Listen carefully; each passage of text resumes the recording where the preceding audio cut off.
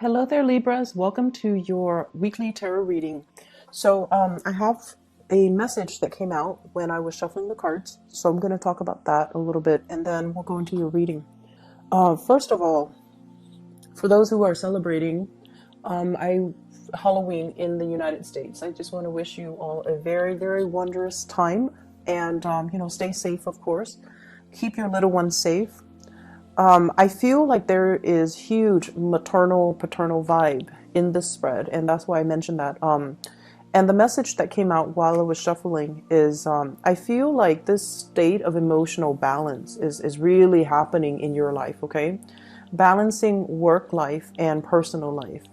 Balancing your emotional worries with the emotional practicality. So I feel like things are just kind of really balancing out in your emotional state. And I feel like you're not, constantly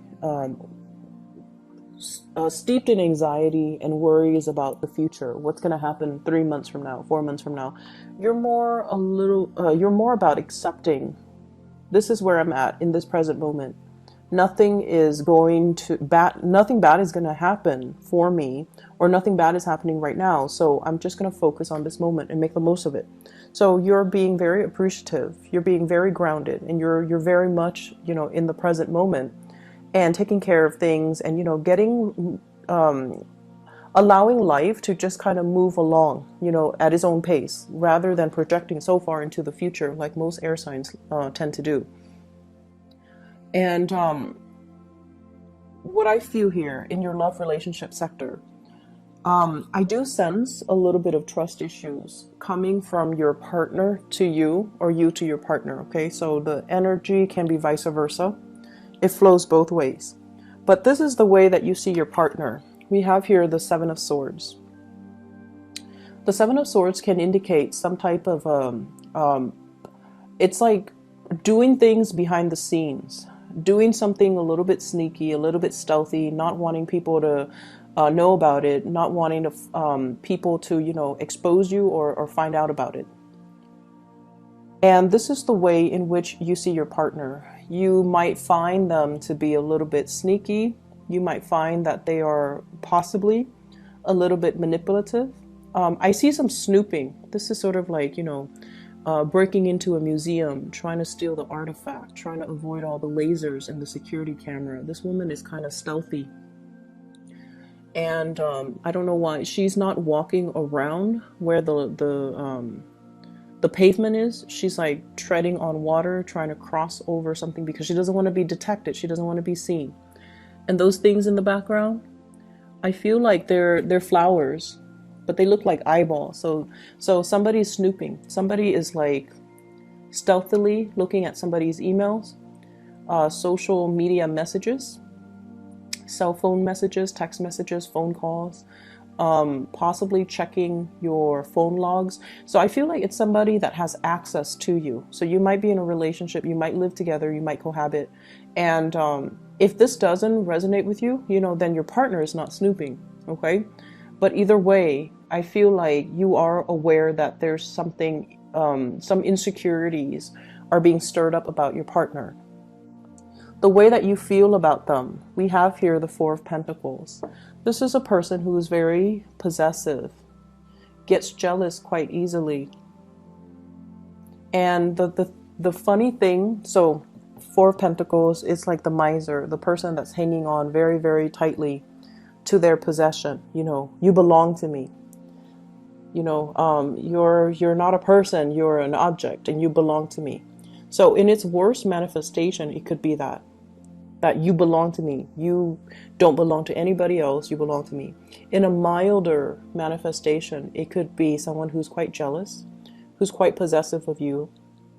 They don't want you to go out and, have male or female friends because it stirs up insecurities within them. They might also be clinging on to this relationship for financial reasons. So there are lots of manifestations of this card. What I was going to say is people express jealousy in different ways. So there are some people that, it's a really difficult feeling to, I guess, admit to. and to express. It makes us feel so vulnerable, and it makes it's like, as an air sign, I feel like if you're jealous, you would never express it. Because air signs have this thing about, not wanting to be vulnerable, wanting to be above, quote unquote, the human emotions. If you tell somebody, don't talk to that guy, it makes me jealous, then the person might flaunt it and say, oh, you care about me or you like me and that's why you're jealous. And yes, it's true. It's true. You like them, and that's why, if you don't like them, they can talk to whoever they want. It wouldn't spark jealousy within you. It's when you like somebody that, you want them to yourself, and you get jealous if they're being too cozy or too friendly or too flirtatious with somebody else. So you might be dealing with someone who thinks you're a flirt, who thinks you're flirtatious or too cozy with other people. And so what I'm getting at here, and I think I'm doing it very poorly, is the way that people express jealousy is very different. There are the manipulative kinds that, try to wear down your self-esteem. They say things to undermine you, to undermine your beauty, your achievements, your sense of self-worth, because they don't want you to leave them. And they will say and do these things that can be very, very detrimental to your self-esteem. And then the others might try to physically prevent you from, flirting, from going out with your friends, from having a social life, because they are afraid someone's going to scoop you up. And then there are others too, where, they're a little bit more high-minded, hopefully, and they let you do your thing. But once they've had it, they will walk out. They won't say anything. They'll just walk out. And so you might be dealing with all three of those combinations, or you might be dealing with, somebody that exhibits some of those traits. But either way, there is some trust issue. There are trust issues, between you and another person. And I feel like, they're a little bit more on the self-contained jealous side, where they are possessive of their partner, but they also believe in the sacred and the sacredness and the sanctity of a relationship. A relationship is between two people, and that's how it should be. And they truly believe in that. And so if they see you flirting, if they see you out and about, socializing with a lot of people, they won't trust you. They won't want to get involved with you. Even though they like you, they might turn you down if you make an offer, because they don't trust that you are monogamous. Okay? And then there are others as well that will try to undermine you, or, will act very aloof towards you, and they might say hurtful things to you, even if they like you, because they don't want to feel vulnerable. So you're dealing with like someone who is quite defensive. And I feel like if you're in constant conflict with another person, it doesn't even have to be over flirtation and jealousy. You're dealing with somebody that has trouble apologizing. When they're wrong, they don't apologize. And it can be very manipulative. It's like you're trying to get to the bottom of an argument. You already know you already know the truth. And then, they kind of throw it back at you. And they kind of make it seem like your fault. So for example, you check their phone, you're like, who's this lady that you're talking to? Rather than answering you, oh, this is my coworker, this is my friend, this is my side woman, they throw the argument back at you, and they're like, why are you going through my phone? Right? So for those who are dealing with that, it's a diversionary tactic to throw you off. And it's because they know they've been caught. They don't want to apologize, and they're not going to apologize. So you better check yourself out of that relationship, Libra, if you're dealing with that. So either way, I do see trust issues. I see manipulation as well. And I see somebody getting very defensive when they're confronted with some wrongdoings, okay? And it's not healthy for you to stay in this. I feel like many of you have broken up with somebody that has done you wrong. You're trying to move forward. This is the energy that you exude here, the Judgment card. This is moving forward, new beginnings. Whatever new relationship you've been praying for, I feel like it's on the verge of happening for you. But you have to release exes. You have to release past resentments. You have to release past trust issues. You have to release crushes and relationships that are built on power struggles, dominance, and submission, rather than, true harmony and two people coming together and at a level playing field. So aiming for relationships that are not about, conflict and submission and dominance and power trips and control issues. Moving forward to something healthier, something better for you, something more in alignment with your Libran, balancing the scale energy, okay? And I feel like that's where you're headed right now. But there are still issues from the past that you need to overcome. The way that your love interest or the other person sees you, or the way that people around you sees you, we have here the Five of Wands. This indicates an internal conflict. And I just have to say this, Libras, you're very, very calm and just very balanced on the surface. But I feel like for some of you, it masks something underneath. There are times where you want to, give somebody a piece of your mind, but you don't because you're diplomatic. And there are times where you want to, it's like you're in a room, in a board meeting, and there's that elephant in the room nobody wants to address. You want to just, stand up on the podium and just address the elephant in the room, but you don't do it because of that sense of propriety. You don't get off on putting people in awkward situation. You're not confrontational. You're not like, you're just not a jerk. You don't want to put people in bad situations. You don't want to inconvenience people. You don't want to upset, like rock the boat. And I feel like for those who are dealing with this, years and years of emotional repression can also have its detrimental impact on you, where you're kind of living this provisionary life, doing what people expect of you, and yet not being able to really voice your opinion and to do things the way that you want. And some people, it's a smart strategy to get ahead in life, like professionally, right? To be like the nice guy and to have everybody kind of look up at you and admire you. But at the same time, if you're never able to voice your opinion, if you feel like you have to censor yourself around, in everything that you do, it can take its toll on you. And then you can, lash out at inopportune moments, lash out at the wrong people, or just, your aggression, it has to go somewhere, right? Energy has to go somewhere. So the frustration and the aggression might be internalized, or it might like find an outlet in the wrong way. So that's just something I want Libras to be a little bit careful of, because that's what's showing up here. Inner conflict. Wanting to do certain things, but facing certain restrictions.